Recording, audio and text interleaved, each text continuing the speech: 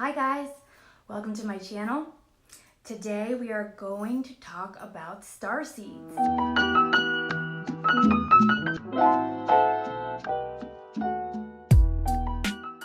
My name's Susan. If you've never been here before, real quick, I was born clairvoyant. I had a really crazy time growing up, and it wasn't until I had a near-death experience in 2017 that the craziness of my life really kind of crystallized and began to make sense. And that's when I started spiritually mentoring awakening women. So welcome. Many people ask me about this, about starseeds, and if they are one, and what does that really mean. And starseed is a word, and there's a number of different soul origins out there that are spoken about. But this is a really common one. And what you'll find when you research this subject is it basically means that, when you first individuated as a soul, that you did not do so on earth. That's the general feeling of it. So I agree with that in a sense, but in another sense, this is a really tricky basket, because we are all star seeds. We are all stars. We are all literally made of stars. Like nitrogen, hydrogen, like some of these elements so important to evolution literally come from dying stars. When they say we are star stuff, we literally are. And I know that that's probably too general, but in the sense of starseed and the way that people usually want to know, this is what makes better sense to me. The idea that when you first individuated, you didn't come to Earth. I mean, to me, that's that just doesn't resonate well. It just seems a little too pat. And even just talking numbers, it's like Earth or bust. To me, we are the extraterrestrials to all the other beings. It makes much better sense. We are one amongst many universes. We are one species amongst many, and we're the extraterrestrials to everyone else.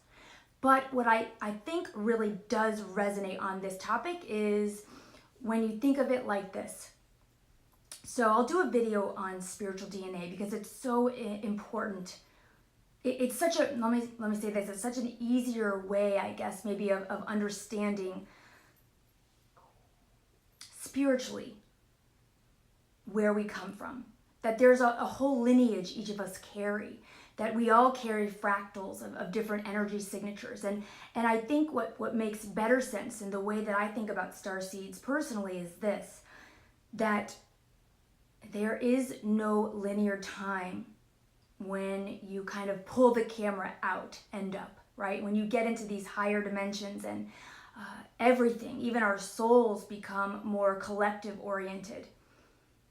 There's no linear time. It's all churning away all at once. And we are here. I'm here. I'm Susan Dyer. I've incarnated into this backstory with this family, and this is what I do, and I've got preferences and dislikes, and I first resonated actually as a starseed. And so I knew there was truth to it, and I knew I connected to it. Now that's not actually really my true origins, but it was a great start. And to me, what it means is there's a basket full of different qualities. And if you resonate with them, if that you hear them and they sound like you, it's like, oh yeah, that's me. Then to me, what that means is in this lifetime, your different experiences on other planets and in other galaxies, that they resonate with the greatest relevance for your lifetime today. Because we've been everything, and we've always been. God is, and God is everything, and all is one. So we truly, we have incarnated eternally. We are of the eternal. That is our true nature. So when you are in this lifetime as so-and-so, but you resonate deeply with the qualities and characteristics of a starseed, to me that means your deepest lessons and your greatest skills from those different countless and endless lifetimes are what are most relevant to your story today in this time space. If that makes sense.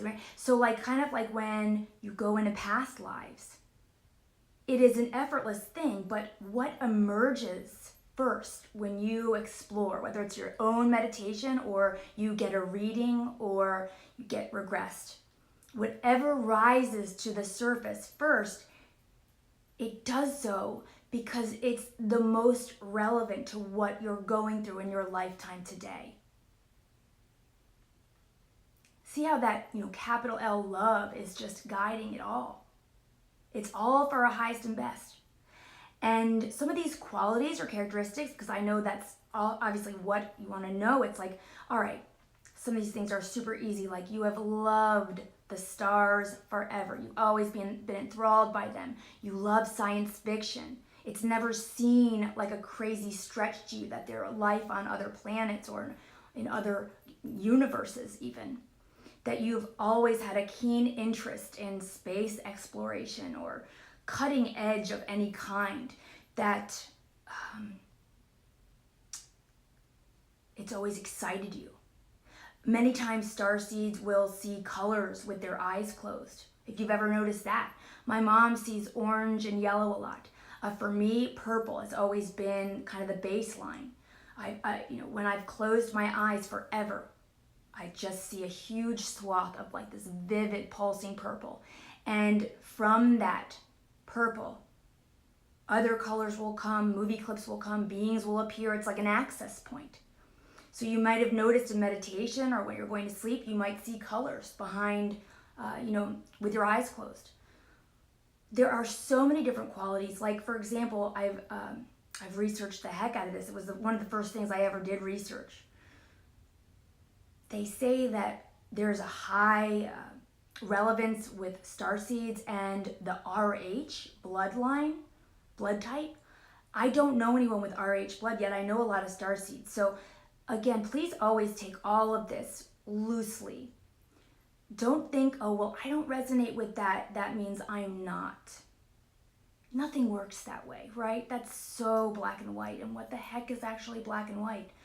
And a case in point for this, they say, for example, starseeds have typically either kind of like exotic eyes, or some people even say like Bette Midler's eyes, where they kind of have almost like a little bit of a tail going down in the corner. I mean, it gets that specific. They say starseeds often have trouble with their sinuses, with allergies, with skin irritations. There's a bunch of detail out there. Like, oh, well, primarily you're from this galaxy if you're this way, or you look like this. But one thing I want to say, and this is so important, when you look at all these qualities, even down to starseeds typically have a random love of willow trees. I was like, my God, yeah, duh. It was like that. And if you read most of these, you'd be like, oh my gosh, yeah, Susan, starseed. Guys, my deepest, oldest, if you want to call it oldest in 3D terms, my oldest origins are angelic. I do not look anything like the profile of an angelic. Oh, they have heart-shaped faces. They put on weight easily. They typically have light hair. Okay, I literally look like the exact opposite of that. And what I've noticed is, obviously with the angelics, there are different kinds of energy frequencies. And the two different kinds that I carry, one of them, seraphim, they usually do have some kind of an exotic look.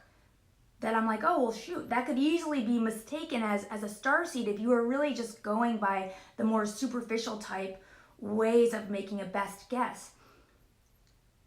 I just invite you, as always, to soften the baskets of these and trust what resonates to your core.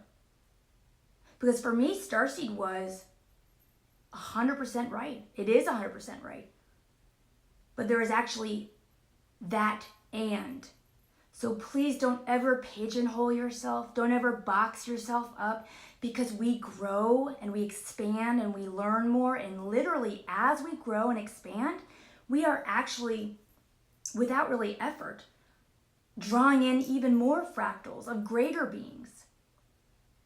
I've also had a very, very deeply resonant time on Arcturus as a winged being, where I had known I had some kind of fairy energy, and I wasn't sure where that was coming from. So if you're reading all this stuff and you're like, well, I resonate to all of it, that's because you do. For real. Now, you might not have your finger on the pulse of the exact lifetime or something like that, but you can trust what resonates. You can trust that for sure. Don't get in your head about it if you only match X number of qualities. So if you're a starseed, to me what that means is, in this lifetime for you, your experiences in other planets and galaxies and universes and in other kinds of life forms, that they have a deep resonance and a deep relevance for what it is you're doing in this lifetime. So I hope that helped. This is so fascinating. Please like this video if you liked it. Share it with anyone you might think it's cool. And if you're a woman, I'd love to see you on Facebook. Please join my group, Defining Women. We have a live Q&A every Thursday, and it's super fun. So I know you're curious like me, or you wouldn't be here. All my love to you guys. Thank you so much, and take care.